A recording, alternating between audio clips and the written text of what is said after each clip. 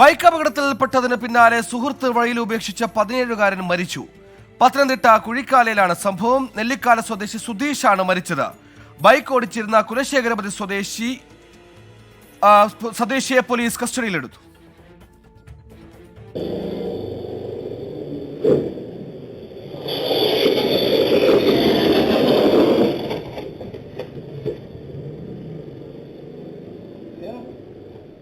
ഇന്നലെ രാത്രി 8:30-യോടെയാണ് സുഹൃത്തായ കുലശേഖരപതി സ്വദേശി സഹദിനൊപ്പം സുധീഷ് ബൈക്കിൽ പോകുന്നത്.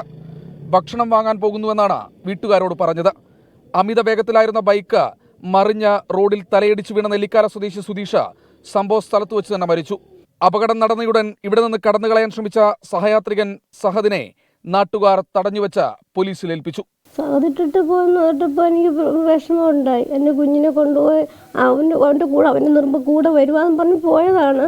എങ്കിൽ പോലും അങ്ങനെ ഓടിപ്പോയപ്പോൾ വിഷമമുണ്ട്. അവനങ്ങനെ ചെയ്ത ഒരു കുറ്റം എത്ര അങ്ങനെ ചെയ്യുന്നത് എന്തുവാന്ന് എനിക്കറിയത്തില്ല. ഇങ്ങനെ പറയുന്നത് കേട്ട് ഇങ്ങനെ വണ്ടി ഇടിച്ചിട്ടിട്ട് ഓടി നാട്ടുകാർ ഓടിപ്പിടിച്ച് പേടിച്ചാന്നോ എന്തുവാന്ന് എനിക്കറിയത്തില്ല അതിനെപ്പറ്റി.